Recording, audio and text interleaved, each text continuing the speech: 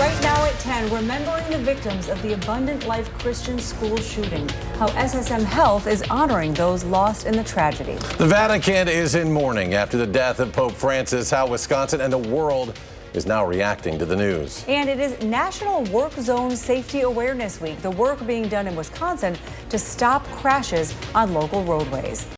That is all coming up on News 3 Now at 10. Good evening and thanks for joining us. I'm Sarah Carlson. And I'm Eric Franke. A ceremonial tree planting today honors the lives of the Abundant Life school shooting victims. Our Maddie Heimsch brings us to the ceremony and speaks with healthcare workers who were among the first responders that day.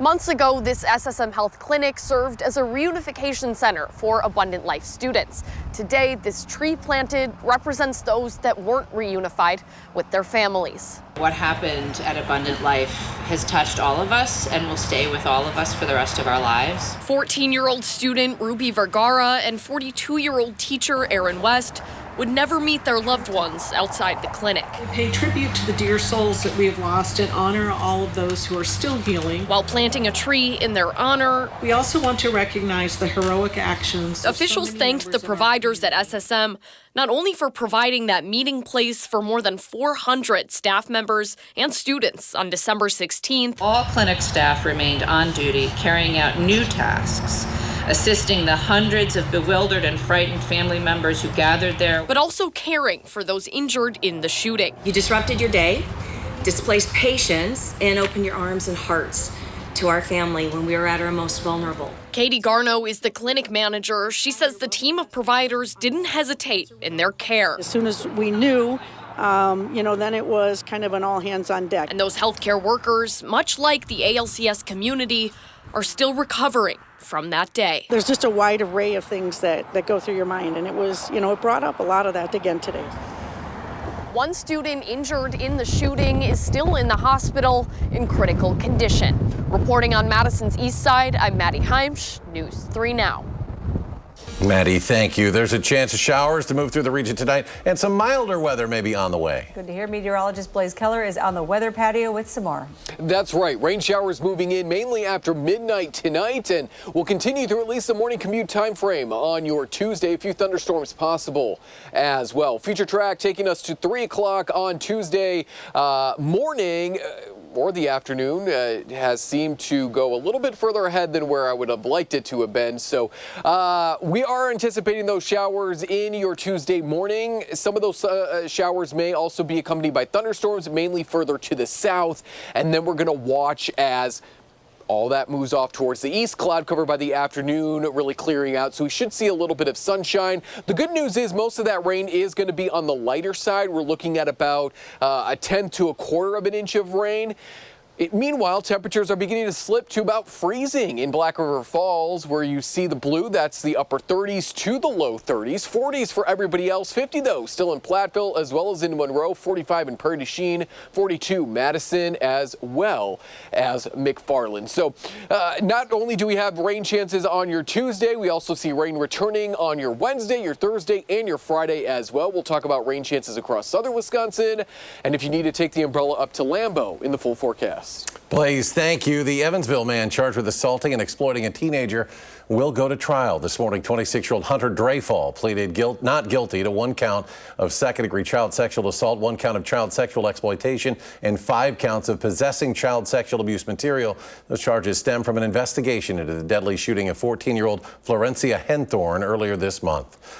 On the morning of April 6th, first responders arrived at South Madison Avenue in Evansville, where they found the 14-year-old with a gunshot wound. They took her to the hospital where she would die. A few days later, prosecutors charged Dreyfall and 20-year-old Alyssa Ahrens with multiple child sex crimes. Ahrens appeared in court briefly this morning, but the court rescheduled her initial appearance for April 29th. A new analysis from the CDC found that, on average, emergency rooms in the U.S. treat a gun injury every half hour. It found found there were more firearm injuries at night, on the weekends, and on some holidays like Independence Day and New Year's Eve. And the study analyzed more than 93,000 ER visits for firearm injuries over 5 years. And the authors say the analysis is the largest of its kind to use timely data in urban and rural areas. The Catholic Church has begun a 9-day mourning period for Pope Francis. The 88-year-old pontiff died this morning, less than a day after he appeared in St. Peter's Square for Easter. Just last month, the Pope was released from the hospital after a 5-week-long stay for double pneumonia. The first Pope born in the Americas, Francis put migrants, the poor, and marginalized at the center of his 12-year papacy. That is his greatest legacy. He showed us that, what is not essential when you're Pope is to be on a pedestal. What is essential is to be with the people. The news of Pope Francis' death is sending shockwaves around the world. Bishop Donald Hyang says that his final appearance Sunday showed his absolute devotion to the church.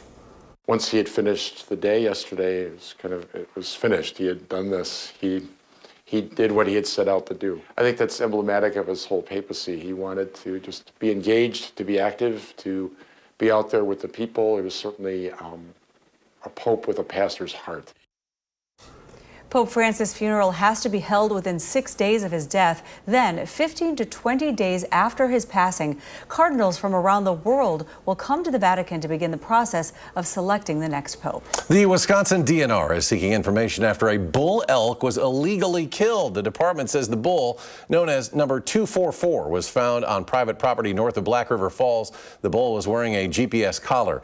DNR officials say a necropsy found it died from a gunshot wound. The bull was the last elk left from the group brought to Wisconsin from Kentucky back in 2016. Anyone with information on the killing is asked to contact the DNR's confidential online hotline. The city of Madison's engineering division cleaned up hundreds of gallons of sewage over the weekend. That spill reported from a sanitary access structure at the corner of Acewood Boulevard and Goldfinch Drive about 10:30 in the morning. Cleanup was complete by 12:45 in the afternoon. It is estimated that 300 gallons overflowed onto the street. Crews determined tree roots had gotten into the sewer. That was the cause. UW-Madison's weather forecasting work may be in jeopardy. Experts say the National Oceanic and Atmospheric Administration could cut an estimated 65% in federal funding. That means the Cooperative Institute for Meteorological Satellite Studies at UW could lose $14 million. UW works with the 15 others like it across the country, like the one in Norman, Oklahoma, for a tornado outbreak in the Midwest last week. But experts say without this critical date, people's lives will be at risk. Meantime, the National Weather Service has hit pause on its translated weather alerts, creating concern among experts. In September of 2024, Hurricane Helene hit western North Carolina. That claimed the lives of 107 people in the state. But without weather warnings, experts say the death toll could have been higher. The National Weather Service says translation services are a pause due to a contract lapse. A new CDC report shows depression is increasing across the nation. According to the data, the prevalence of depression in adolescents and adults has increased 60% over the past decade and is higher in women than men. The report adds that nearly 40% of people 12 and older with depression received counseling or therapy in the past year. A second CDC report shows more than 1 in 10 U.S. adults took prescription medication for depression in 2023. According to a new report, cancer death rates in the U.S. are declining. The 2024 annual report to the nation on the status of cancer was published. The rate of diagnoses among men fell between 2001 through 2013 and then stabilized through 2021. But among women, the diagnosis rate increased slightly every year between 2003 and 2021. New data shows underage tobacco and vape sales decreased last year here in Wisconsin. A report from the State Department of Health Services shows a decline from 13.6% in 2023 to 11.8% last year. The results come from the SINAR survey, which evaluates the statewide retailer violation rate. Underage tobacco and vape sales reached their highest point in 2021 when the rate was 14.1%. This week is National Work Zone Safety Awareness Week. Today, the State Department of Transportation and State Patrol went over the improvements to work zones this year. Those include speed limit signs and other tools to alert drivers. According to the DOT, more than 2,100 crashes happen in Wisconsin work zones every year, with 56 deaths occurring between 2020 and 2024. People that work alongside the roadways, our first responders, our construction workers, they're literally within inches sometimes of live traffic. And I think a lot of people don't appreciate how dangerous and how vulnerable those people are. Officials say drivers are being encouraged to put the phone away and slow down. We are now a little more than 3 days away from the 2025 NFL Draft, of course, in Green Bay this year. And the Packers are currently finalizing their draft board. And while many fans are looking to see who will be joining the team, well, another big question is who may not be on the roster. And while answering questions today, Packers general manager Brian Gutekunst said he had no updates on cornerback Jair Alexander. Reports of possibly trading the veteran have come up, but there's been no sign of any deals. Recent injuries to Alexander have made it difficult to negotiate a deal. Packers correspondent from Channel 3000, Jason Wilde, offers his thoughts on Alexander's future with the green and gold. I think it's pretty clear that his days are numbered. Packers still holding out hope to get something for him in a trade. I think that's looking like a slimmer and slimmer possibility. I'm guessing they'll wait until after the draft and then hope one last time there'll be a trade partner interested, and if not, they will release him. And News 3 Now getting you ready for the big event all week. I'll be providing team coverage alongside sports director Zach Hanley, Andrew Banstra, and our Channel 3000 Packers insider Jason Wilde. We'll have the sights, sounds, and strategy leading up to this week's draft picks. Well, Wisconsin's Fat Bird Week is set to return soon. From May 2nd to the 9th, the public will vote daily for their favorite bulbous migratory bird in a bracket-style tournament. 8 new contestants have flown in for this year's bracket, including the rotund ruby-throated hummingbird and necklace northern cardinal. Say that 5 times fast. To see all of the contestants, you can go to the 2025 Fat Bird Week website. A link can be found on our website, channel3000.com. Good job getting all the video of all those birds. Yeah, right. Still ahead of 10 passengers are evacuated after a Delta airplane catches on fire on a runway. And President Trump's Secretary of Defense is under fire. The new report of a second group chat discussing military plans.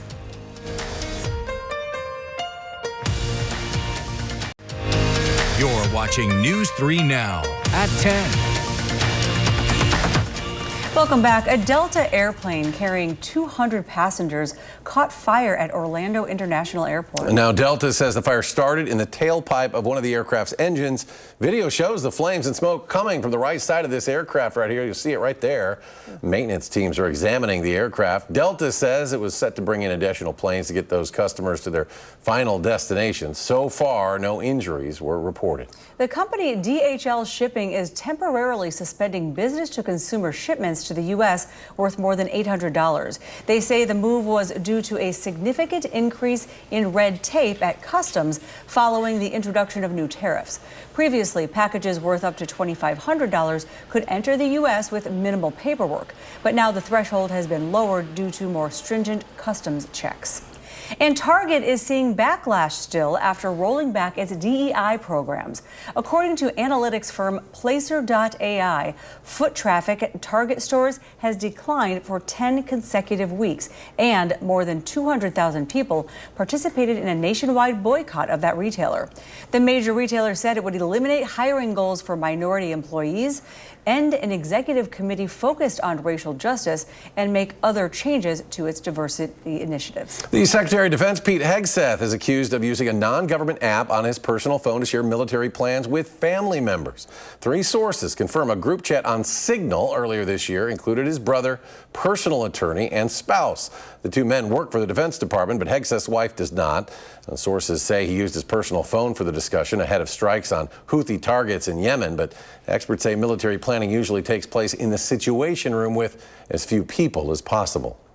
It's putting the operation, those fighter pilots who are in the air about to conduct this operation, at risk with people that don't need to know this information. The DoD acting inspector general is investigating another Signal group chat earlier this year. You might recall it involved Yemeni airstrikes. The journalist says he was accidentally invited to that conversation along with members of cabinet. Thousands of children were ready to roll this morning for an Easter extravaganza at the White House. President Trump and First Lady Melania Trump hosted the Easter egg roll on the South Lawn. The annual festivities broke long-standing tradition in a few ways. Instead of plastic eggs filled with candy, the White House opted for real eggs. And for the first time, the event was open to corporate branding, with Amazon, Meta, and YouTube among the companies sponsoring various stations. Easter is special, and it's one of our favorite days. It's one of our favorite periods of time. We're honoring Jesus Christ, and we're going to honor Jesus Christ very powerfully. The president said they expected more than 40,000 people on the grounds throughout the day. The White House Easter egg roll dates back to 1878, but the event has been paused for extraordinary circumstances, including both world wars and the COVID pandemic. Well, there's a chance for scattered showers tonight, and this trend will stick with us for the rest of the week. True meteorologist Blaze Keller is here with all of the details. That's right. We're looking at showers to move in after midnight tonight. We're going to keep that near daily chance for some rain in some capacity into the rest of this week. 30s, 40s, and maybe a few 50s along the Mississippi River this evening. Less cloud cover farther to the east, but that's going to fill in as we go into the morning hours on your Tuesday. That rain mainly wrapping up by the late morning hours, and then we see more sunshine as the day goes on. But then, as I just mentioned, we'll bring back those rain chances Wednesday, Thursday, and then again on Friday. Some patchy fog may be possible tonight because warmer air is moving northwards. We're in the 50s, 60s, and maybe a few 70s, stretching from La Crosse south into Platteville across southwestern Wisconsin for your Tuesday. And as I mentioned, most of this rain is going to wrap up during the morning hours. But we're going to keep our eyes on the stationary front as it settles into the afternoon. There is a chance for some severe weather. It's a marginal risk, so the lowest of the categories outlined by the Storm Prediction Center. And large hail is the main threat. Even though it's stationary and not moving, it's still a front, so it's still an area where there's a little bit of upward motion in the atmosphere. So we're going to watch to see where that morning activity eventually settles, because if that front settles further to our south into northern and north central parts of Illinois, then we're pretty much going to go into the rest of your Tuesday afternoon on the quiet side. But let's say it maybe doesn't settle that far north, right along the border. That's where we could, again, see that chance for 1 or 2 severe thunderstorms, because we're going to see a little bit more sunshine as we head into the afternoon. That front then gets a little bit of southerly winds behind it, becomes a warm front, lifts northwards. So we do see that chance for showers and thunderstorms for your Wednesday. That's going to push northwards into the Green Bay area by the evening.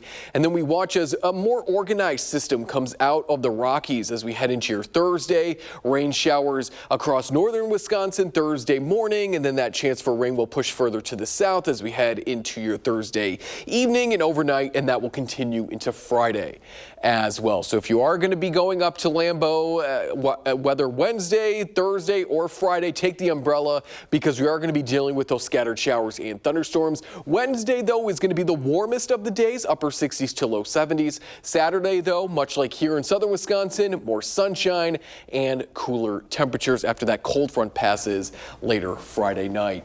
So there's a look at your 7 and your 10-day forecast.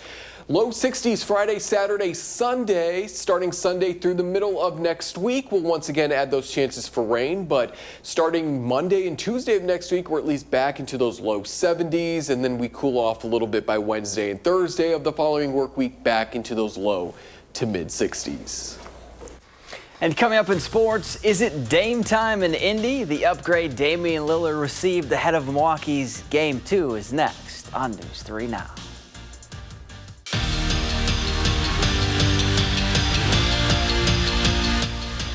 Last year was the curious case of Cade Giacomelli. The Badger running back averaged over 8 yards per carry, but for some reason didn't carry the ball once during Wisconsin's last 5 games. The thought was Giacomelli will enter the transfer portal, but that wasn't the case. He's back for another season and looking to contribute even more at a place that means so much to him. This is something that goes without being said. I think it's just a hats off to Wisconsin and my teammates too, is the relationships and the memories I have with the guys down there. I mean, it's something I don't really know if I'll ever be able to say goodbye to. That's something that always keeps me here. It's always like something that kind of nags at me, even when I have a couple of those thoughts last year. Like the memories and the relationships I built with those guys, I can't leave that behind. Happy NFL Draft Week. The countdown is down to just 3 days until all eyes are on Green Bay. And the Packers need a couple of things to improve that roster, like a true number 1 receiver or another pass rusher or maybe some help on that offensive line. And while those might be the needs, GM Brian Gutekunst isn't targeting just one position. its best player available in Titletown. I feel really good about our roster right now. I mean, I think that's one of the, it doesn't happen every year. I mean, every year is a little bit different, but like, if we had to go play next week, I feel really good about our roster and our ability to win and go compete. So, hopefully as this draft unfolds, we're able to just kind of sit back and select the best players that fall to us. I mean, that'll be, I think something we've prepared ourselves to be in. Some good news for the Bucks. Damian Lillard's status for tomorrow's Game 2 has been upgraded to questionable. Remember, he's been out since March 18th and recently received the all-clear to return to practice. Lillard averaged nearly 25 points and 7 assists this season and would provide a huge boost for a team that just lost by 19 points on Saturday. Well, Wisconsin softball looking for a sweep of Minnesota. Badgers spotted the Gophers 5 runs and then went to work in the third. Kendra Lewis splits the diamond to bring in a run. Olivia Bark would try to make it 2, but gets thrown out at the plate. That run would cut it to 3, but that's the closest they'd get. Wisconsin falls 10-4, the final. And on the ice, the Madcaps fall 4-2 in Game 3 of the Eastern Conference semifinals to the Fighting Saints. Tomorrow night is a must-win for Madison if they want to keep their season alive and force a winner-take-all Game 5. We're back after this. Hey, on News 3 this morning, helping out the community and the planet. This is cool. The morning crew will take a look at a local nonprofit recycling old electronics to give back to those in need. Well, the Milwaukee Zoo's latest resident is attracting visitors to the zoo's small mammals building. The prehensile-tailed baby porcupine is the 6th offspring from parents Quinn and Seamus. So cute. The baby is currently residing in an enclosure with Quinn, but away from Seamus to promote mother-baby bonding. Zoo officials say the baby is now chewing on branches and testing every item it comes across, so it's yet to be named. What kind of name? Always a big hit when you get a new baby. It's so sweet. Blaze the porcupine. It's cute. Well, final check of the forecast, and it looks like a rainy week ahead. Yeah. It does, yes. Rain moves in later tonight, wraps up as you're seeing there as you plan your day on Tuesday in the morning. So Savannah will have you covered. Clouds stick around through at least the early afternoon, and then we slowly clear on out. So hopefully more sunshine to wrap up your Tuesday. But rain chances move back into the picture later Wednesday and continue to linger overhead Thursday and Friday, both here and up in Lambeau. So if you're heading up there for the draft, take the umbrella. You can track out the showers using our First Warn weather app as well. We all clear out and cool off for your Saturday, and then those showers and thunderstorm chances return, but so does the warmth. We're back into the 70s starting off next week. All right, we're ready for those warm-ups, maybe with some sun eventually. Blaze, thanks. Thanks for joining us for News 3 Now at 10. Have a good night. See you tomorrow.